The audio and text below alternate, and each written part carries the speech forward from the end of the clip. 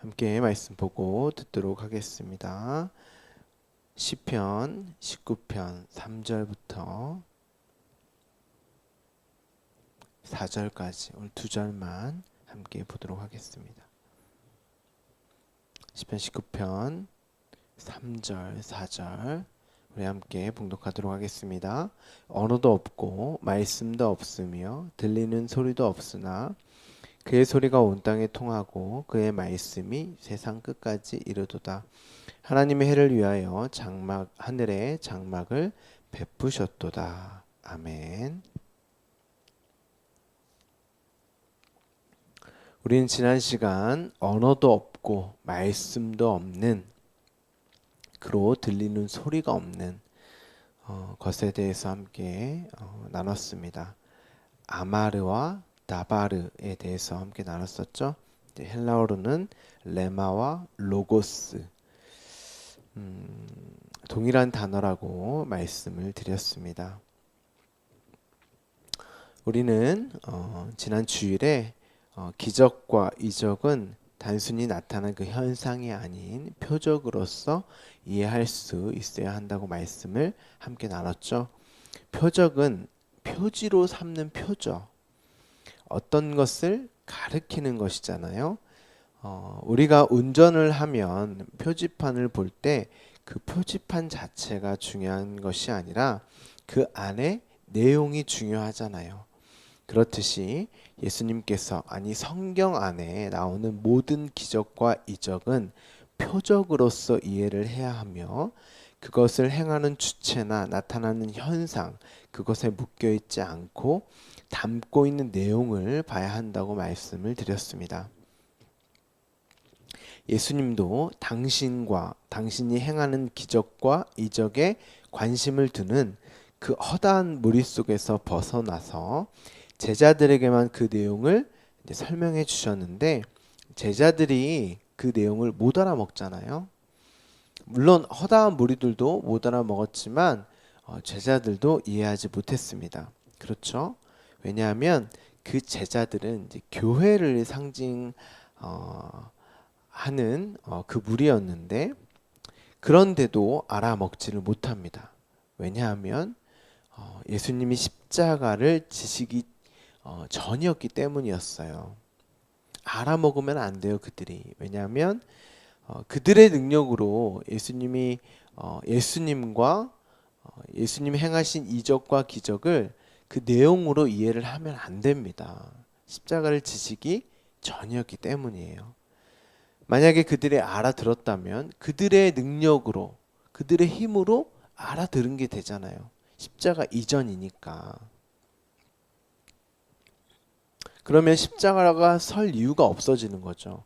그리고 성령님이 그 이후에 이제 성령님이 오시는데, 성령님이 오시기도 전에 그들이 깨달아 버리면, 알아버리면 안 되잖아요.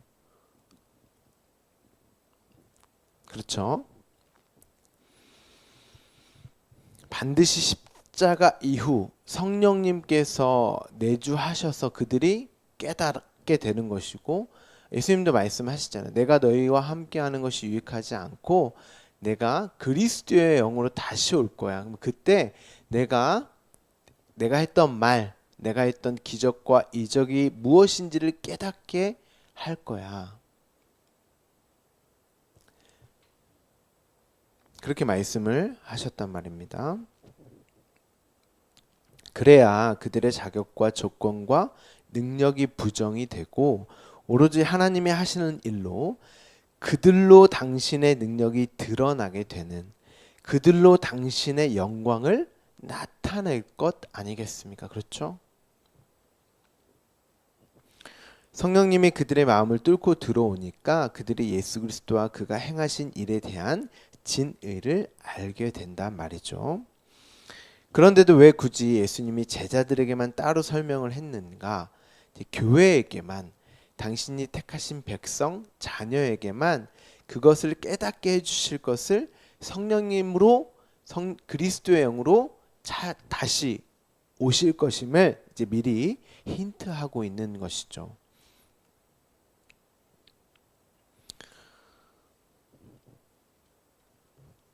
그런데 그들이 예수님이 하신 그 말씀 또한 그 말씀을 그 말씀이 담고 있는 것을 이제 드러내고 눈에 보이는 어떤 것으로 보여주시는 기적과 이적에 묶여버렸죠. 그렇죠?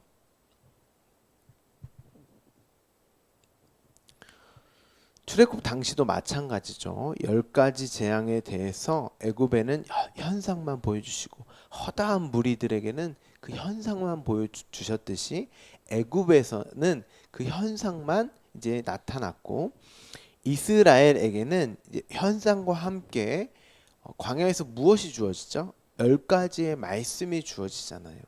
그렇죠? 이 10가지의 말씀이 신약에 와서 예수님께서 산상수훈에서 다시 말씀을 해주시잖아요. 그렇죠? 그런데 그렇게 현상만 보고 그것에만 묶여 있으면 그 자체가 재앙인 것입니다. 그러니까 예수님께서 산상수훈의 말씀을 하시고 산상수훈 후에 기적과 이적, 치유, 살려내심을 죽은 자를 살려내시잖아요. 그렇죠? 근데 그 현상에만 묶여 있으면 그게 10가지의 재앙이라니까요. 그건 단순히 10가지의 재앙이어서가 아니라 10가지의 재앙의 재료들이 다 보였어요. 그들이 신 삼아 섬기던 것이었어요. 애굽의 신. 왜 그들이 그러한 것들을 신 삼았죠? 자신들에게 유익이 되는 것들이었잖아요. 예수님의 말씀 이후에 기적과 이적도 마찬가지예요. 왜 그들이 예수님을 왕 삼으려고 했고 왜 그들이 예수님을 섬겼어요? 그들에게 눈에 보이는 어떤 자신들의 만족과 유익으로서의 섬김이었고 그게 우상이었어요.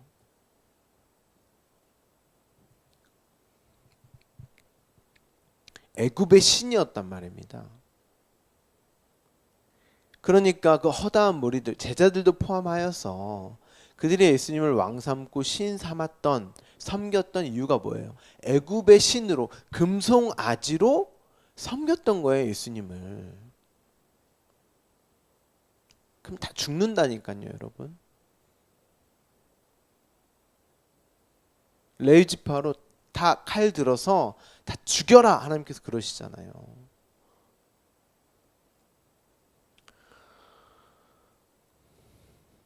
그런 것들에 묶여 있으면 그게 바로 재앙이란 말이죠. 주일에도 말씀을 드렸지만 신유 은사 집회에서 나타나는 모든 이적과 기적들은 재앙입니다. 왜냐하면 정말 내가 말씀을 알고 그 내용에 대한 확실한 믿음이 있다면 그런 표피적인 것에 묶여있지 않는단 말이죠. 내가 이미 부산에 도착했다면 부산을 가리키고 있는 표지판이 필요해요? 그 표지판은 필요 없잖아요.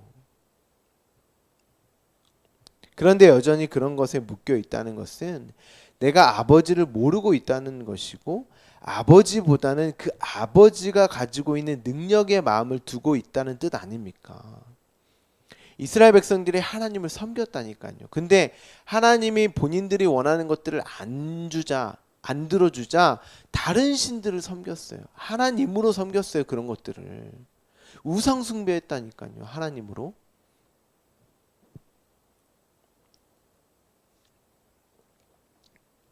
예수님이 기적과 이적을 보여줬을 때는 예수님을 믿는다 했고 추앙하며 섬겼습니다. 그런데 그 이적과 기적을 보여주지 않고 십자가에 달리자 그들이 침을 뱉으며 저주하며 죽였어요. 그게 이 세상적인 우상이란 말이에요.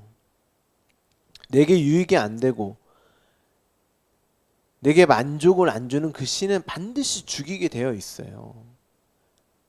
그 신 자체에 목적이 있는 게 아니기 때문에 나에게 목적이 있잖아요. 그러면 반드시 그 신을 죽이게 되어 있습니다. 그게 이 세상의 기준과 가치, 그 원리란 말입니다.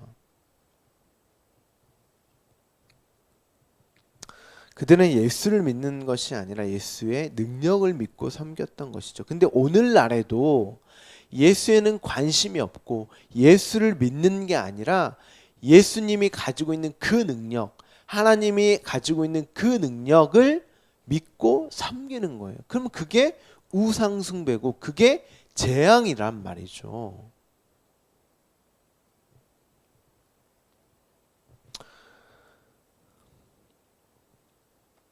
마찬가지로 여러분이 정말 하나님을 알고 하나님을 나의 아버지라고 고백한다면, 여러분이 정말 성경에서 말하는 그 예수를 믿는다면, 더 이상 하나님이 나의 아버지라고 가리키고 있던 그 표지판, 예수님이 담고 있었던 그 말씀, 그 이적과 기적은 더 이상 나에게 필요가 없는 거예요.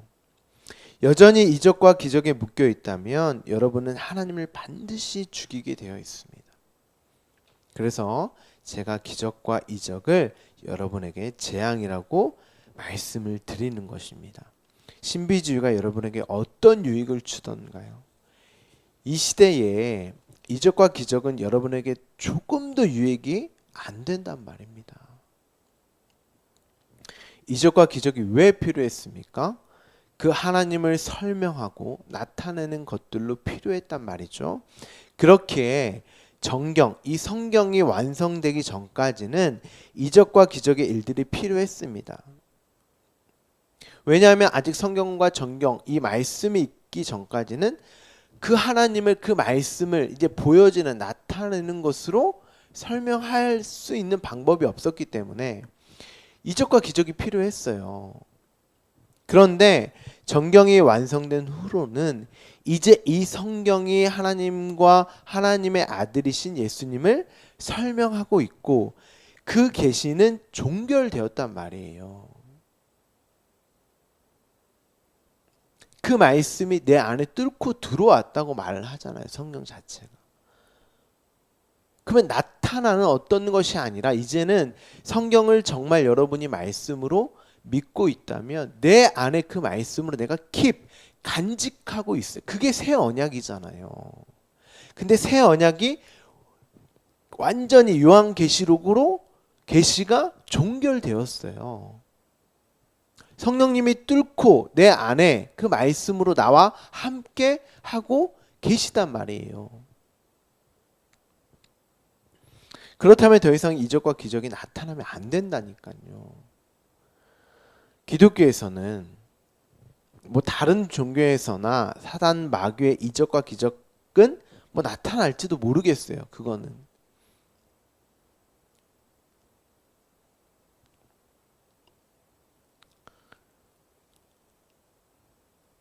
그건 기독교와 아무 상관없는 일입니다. 그러니까 교회에서 나타나는 모든 이적과 기적은 사단의 역사입니다. 제가 단호하게 말씀드릴게요. 성경이 정경이 완성된 이후로는 이적과 기적이 나타나면 안 돼요.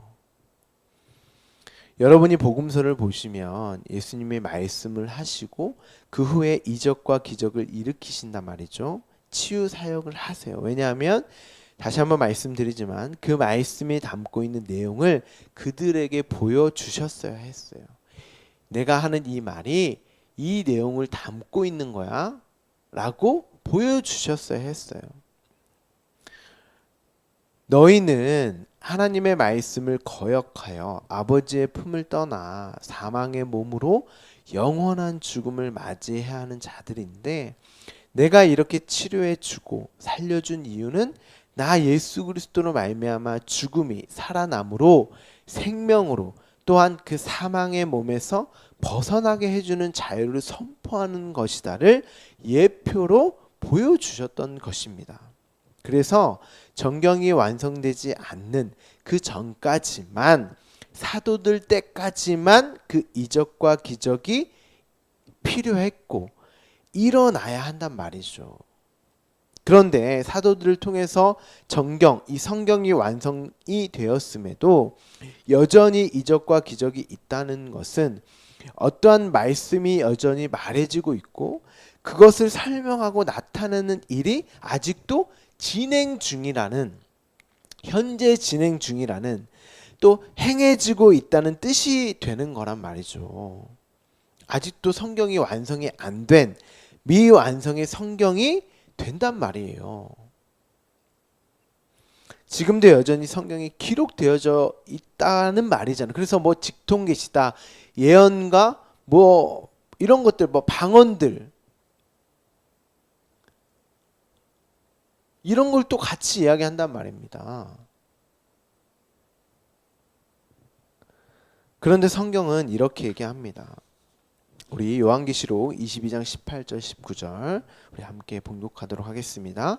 내가 이 두루마리의 예언의 말씀을 듣는 모든 사람에게 증언하노니 만일 누구든지 이것들 외에 더하면 하나님이 이 두루마리에 기록된 재앙들을 그에게 더하실 것이요 만일 누구든지 이 두루마리의 예언의 말씀에서 제하여 버리면 하나님이 이 두루마리에 기록된 생명나무와 및 거룩한 성에 참여함을 제하여 버리시리라.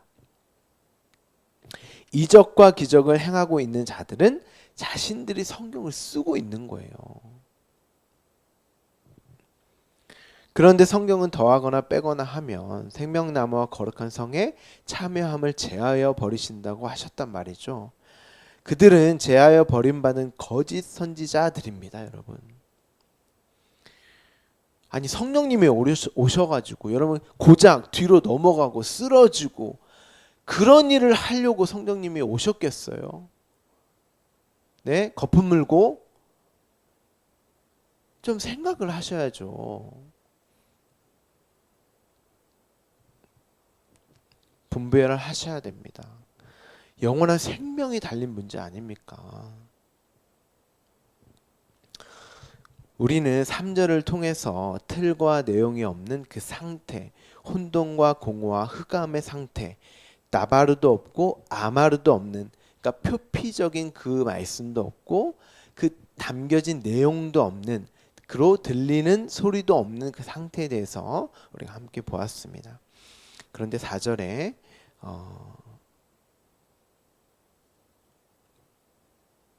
2절인가요? 우리가 2절에 다윗이 밤으로 사는 우리가 어떻게 낫을 말할 수 있는 자가 되었는지에 대해서 이제 4절부터 설명을 한다고 이제 말씀을 드렸었죠. 4절을 보시면 그의 소리가 온 땅에 통했다고 이제 나옵니다. 자막이 이제 나가고 있을 텐데요. 그런데 원문을 보시면요, 이 단어의 뜻이 히브리어 이 단어의 뜻이 라인입니다. 라인, 줄, 끈이라는 뜻입니다. 영어 성경 NIV나 ESV는 이제 목소리, 이제 소리라고 번역을 하고 이제 각주에 이제 라인, 이제 줄이라고 이제 써 놓았습니다. 킹 제임스 성경은 이제 라인, 이제 줄이라고 이제 번역을 했네요. 아마도 제 생각에는 이제 70인 역에서 이제 소리라고 번역을 해서 여러 영어 성경이나 저희 한국어 성경도 소리로 번역을 한 것 같고, 킹 제임스 성경은 이제 사전적 정의, 그 히브리어 정의로 이렇게 번역을 한 것 같습니다. 70인역이 이제 무엇이냐면 이제 히브리어, 그러니까 구약의 성경을 헬라어로 이제 번역을 해놓은 성경인데요. 가장 좋은 이제 방법은 이제 문맥을 보는 것이겠죠. 결론부터 말씀드리면 뭐 소리도 괜찮고요, 뭐 라인, 줄도 괜찮습니다. 번역이. 근데 둘 다 괜찮은 번역, 어떤 단어로 써도 괜찮은 번역 같습니다. 일단 4절 후반부부터 이제 해석을 먼저 해야 할 듯합니다. 그분께서 해를 위하여 그것들 안에 장막을 두셨다. 이제 하늘에 장막을 두셨다. 이렇게 번역을 했는데요. 이제 그것들이 바로 하늘입니다. 이제 원문에는 이제 그것들이라고 이제 되어 있는데 이제 번역에는 우리가 오늘 본문처럼 뭐라고 번역을 했냐면 하늘에 이렇게 번역을 했는데요. 원문을 보면 이제 그것들인데 이제 왜 하늘이라고 이제 번역을 했냐면 아마 1절에 나오는 내용을 이제 가져다 쓴 것 같습니다. 그래서 이제 1절에 하늘이 하나님의 영광을 말하고 이제 이 4절을 이제 그 이해를 하려면 다시 1절부터 이해를 해야 된다는 거죠. 그러니까 여러분 성경을 이해할 때는 이 문맥이 굉장히 중요합니다. 이제 우리가 이 해에 대해서는 이제 내일 이제 볼 텐데요. 그 1절에 하늘이 하나님의 영광을 말하고 궁창이 그분의 손이 한 일을 알게 하는, 나타낼 수 있는 것은 하나님께서 그 하늘에 장막을 두셨기 때문이다. 이렇게 이제 이해를 할 수 있을 것 같습니다. 이 장막을 두다가 무슨 단어였죠? 우리가 함께 살펴보았는데요. 요한복음 1장 14절 우리가 저번에도 한번 찾아보았는데 우리 한번 다시 한번 보도록 하겠습니다. 말씀이 육신이 되어 우리 가운데 거하심에 우리가 그의 영광을 보니 아버지의 독생자의 영광이요 은혜와 진리가 충만하더라. 자 보세요. 말씀이 육신이 되어 우리 가운데 거하심에, 이 우리 가운데 거하다, 이게 스케노, 장막을 치다, 우리 안에 거하다 이런 뜻입니다. 이렇게 텐트를 치다 이런 말입니다. 그러니까 여러분들 뭐 구약에 보면 하나님이 장막을 치다, 그러니까 다 이런 내용입니다. 우리 안에 거하다. 근데 요한복음에 보면 그의 영광이 드러나고, 그것이 그렇죠? 그의 영광을 보게 되는. 근데 아버지의 독생자의 영광이요, 아들의 영광이다. 그렇죠? 근데 은혜와 진리가 충만한 그 상태. 그러니까 이렇게 매치가 되세요, 여러분. 구약과 신약이.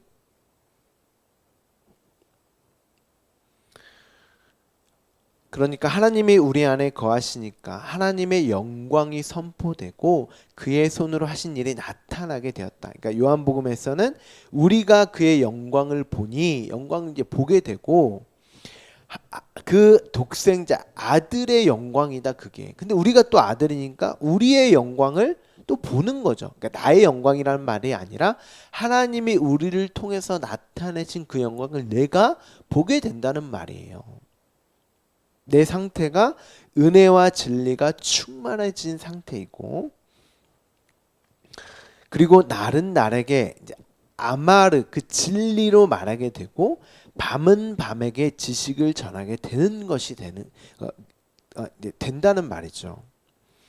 이제 여기에 관련된 내용이 이제 산상수훈에서 예수님께서 이제 뭐라고 말씀을 드리냐면, 그 아마르로 말하는, 근데 또 밤을 밤에게 말하는, 지식을 전하는 그 내용이 이제 산상수훈에서 예수님의 말씀을 하시는데, 너를 송사하는 자가 속옷을 달라고 하거든 겉옷까지 주어라. 제가 기억하기로는 마태복음 5장 40절인가요? 6장 40절인가요? 아마 거기서 예수님이 말씀하셨던 것 같아요. 예수님이 말씀을 이제 하셨는데, 저희 새벽 예배를 이제 듣고 어떤 분이 이제 저에게 문자를 하나 보내주셨어요. 이제 그분이 본인이 이해한 바를 저에게 이제 문자를 주셨는데, 뭐라고 말씀을 하셨냐면, 내가 어둠을 알게 되어 이제 빛이 되었을 때, 어둠이었는데 그 어둠이 무엇인지를 알게 되어, 그럼 그 상태가 내가 빛이 된 건데 낮이 되는 거고, 밤과 어둠에 대한 그 지식, 그걸 이제 뭘로 표현하셨냐면, 예수님이 어둠을 살고, 그러니까 나로 그 아들 이 땅에 오셔서는 그 어둠이 되셔서 사셨잖아요. 빛이신 그분이 그 어둠을 살고 십자가에 나로 죽으심, 그 어둠이 되어 죽으심을, 그 지식을 전하는 거. 그러니까 또 내 말은 반드시 어둠으로 전할 수밖에 없죠. 왜냐하면 우리 자체가 말로서밖에 전달이 안 돼. 그 지식을 전하는 것밖에 안 되니까요. 그렇죠. 근데 이제 그 어둠 속에 뭐가 있어요? 빛이 있고, 그 말 속에는, 나발에는 뭐가 있어요? 진리의 말씀인 아마르가 있는 거죠. 이렇게 보내주셨는데 아주 좋은 이해와 해석이라고 생각이 되어집니다. 예수님이 너를 송사하는 자가라고 이제 말한 것은 너를 율법으로 판단하여, 크리노라는 단어인데요. 율법으로 판단하여 그 율법, 속옷을 달라고 할 때 겉옷, 그 내용, 진리까지 함께 주어라, 이런 말이거든요. 이것은 이에 대한 내용 우리가 나중에 이제 산상수훈에 가서 이제 우리가 함께 볼 텐데요. 그러니까 우리에게 우리가 이제 밤의 말, 그 어둠으로밖에, 그 다바르로밖에 그 말씀을 못 전하잖아요. 근데 뭘로 함께 주어라? 그 진리의 내용, 진리의 말씀, 아마루도 함께 주어라. 빛으로도 함께 줘. 그래서 우리가 빛이란 말이에요. 근데 세상은 우리를 뭘로 봐요? 어둠으로 보잖아요. 그렇죠? 근데 우리가 빛이라니까요. 그러니까 세상은 우리를 빛으로 보게 되지만 우리 자체는 그것은 빛이란 말이에요. 그러니까 누가 너에게 그 율법으로 너희를 보거든 어둠으로 보거든 반드시 어둠으로 너희는 표현하고 말할 수밖에 없겠지만 진리의 내용으로 빛으로 함께 주어라. 속옷을 달라고 할 때 반드시 겉옷 진리로도 함께 주어라. 그런 말입니다.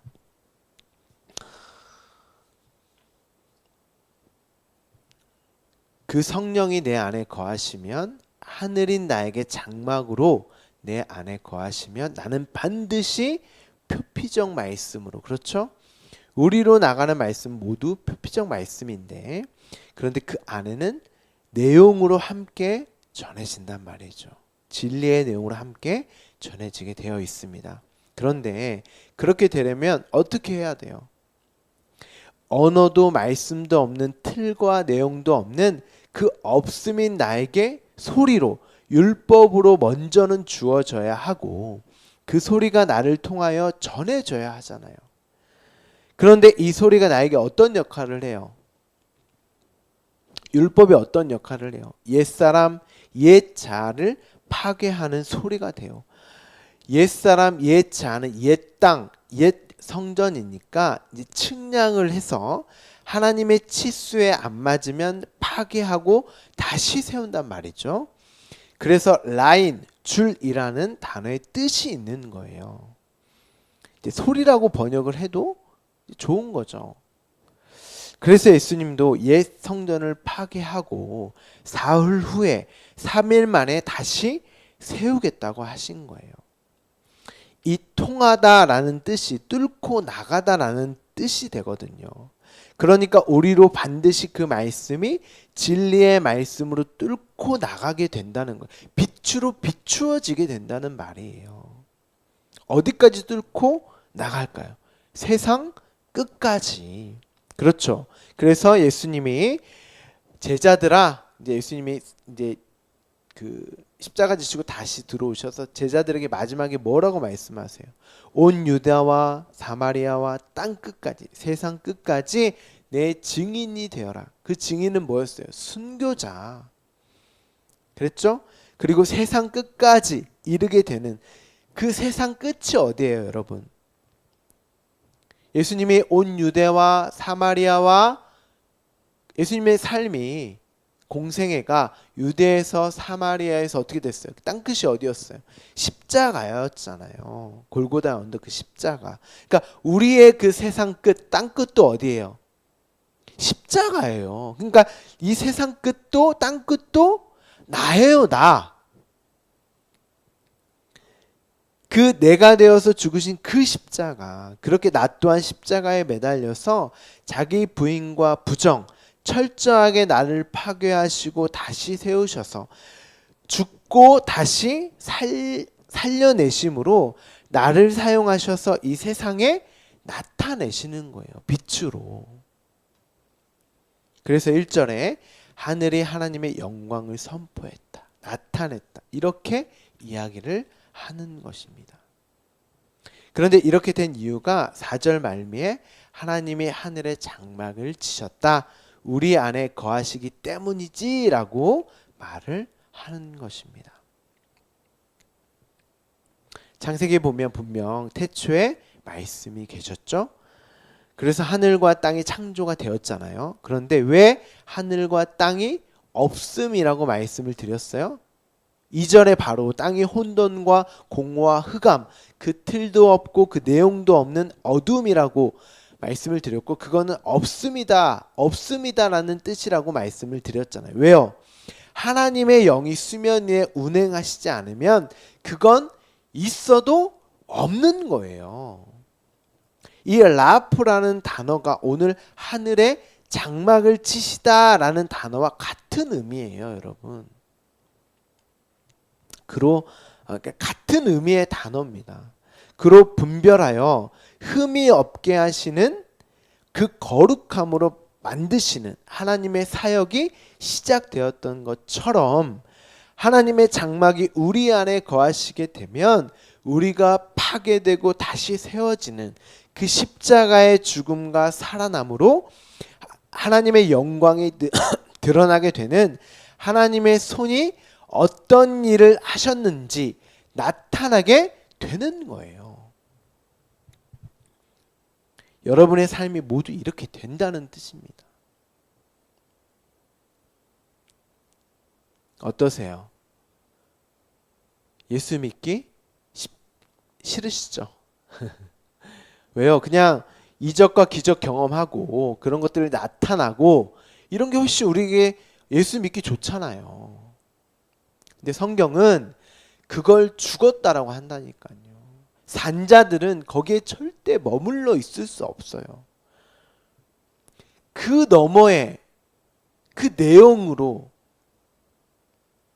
내 안에 장막이 치시는, 내 안에 그 생명의 말씀이 반드시 드러나게 되는 그 십자가의 죽음과 살아나게 되는 그 일들이 나타나게 된단 말이에요.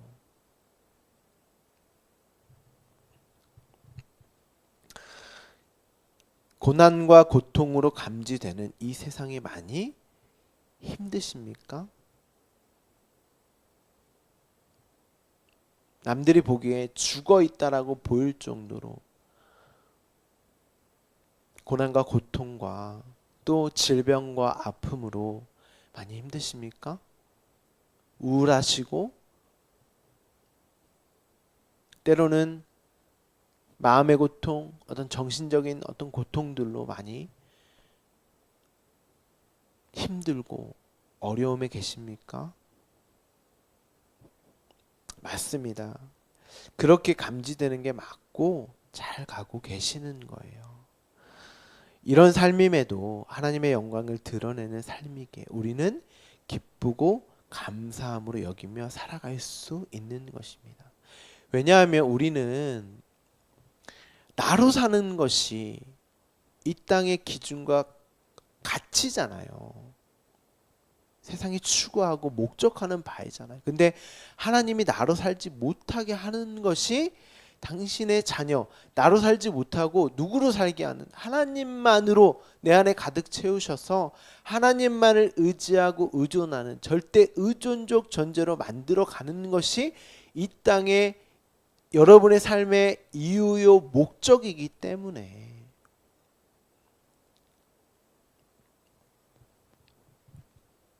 그렇게 나로 살지 않는 것으로부터 오는 고통과 고난은 여러분 잘 가고 계시는 증거입니다. 십자가로 내가 부정되고 부인되는 그 나타나는 증거들이에요.